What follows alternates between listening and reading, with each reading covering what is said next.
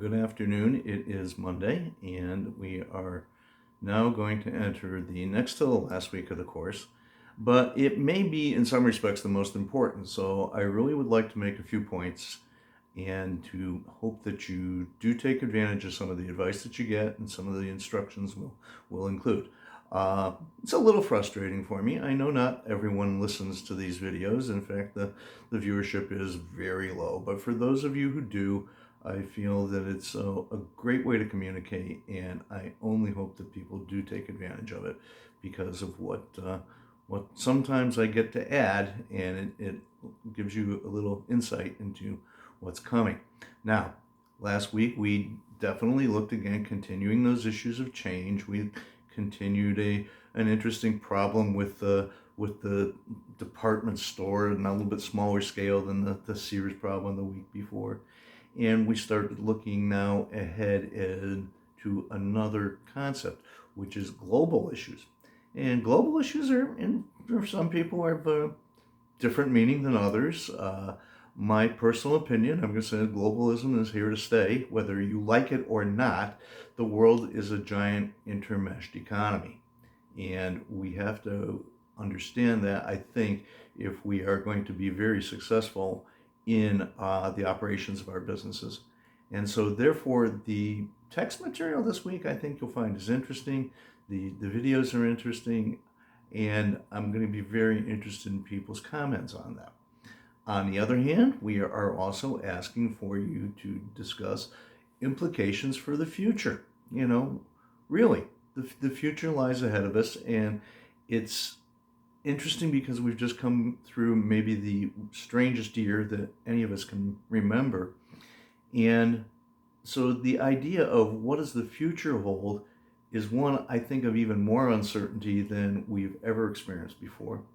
And I think if you look at the idea of organizations and organizational behavior and organizational missions and organizational structures, it's going to be a very challenging time, a very intriguing time.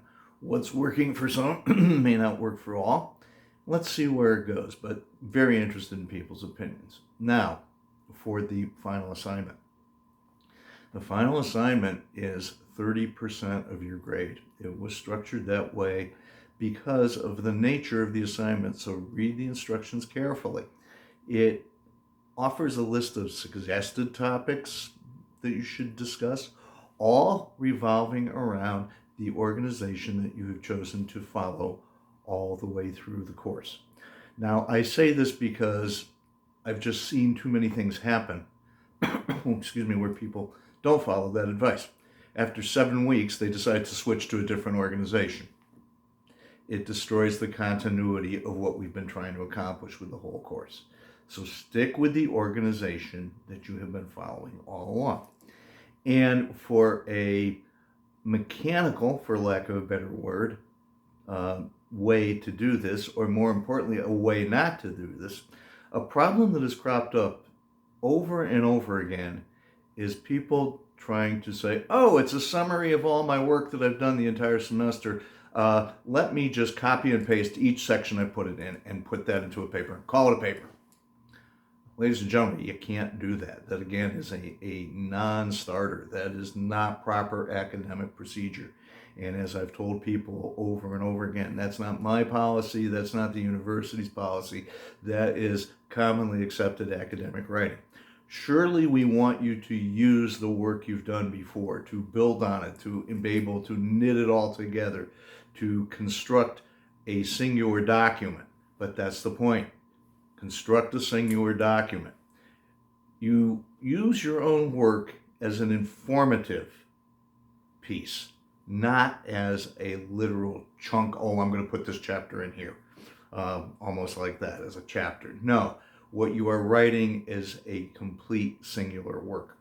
And actually copying yourself, just remember what I've said, copying yourself, you just can't do it. You become your own source.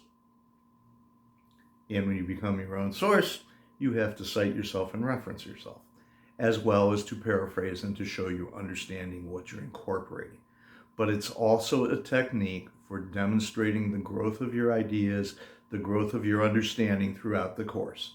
So that is the big point I want to make. I certainly hope, and I don't think I will, but I have seen it too many times that I would be remiss in not mentioning it, that is an avenue you just can't take, okay? Looking forward to what we're going to get. I think the ideas have progressed in a logical way. I hope everybody has seen that. I hope everybody has seen how you can use your work to build on itself.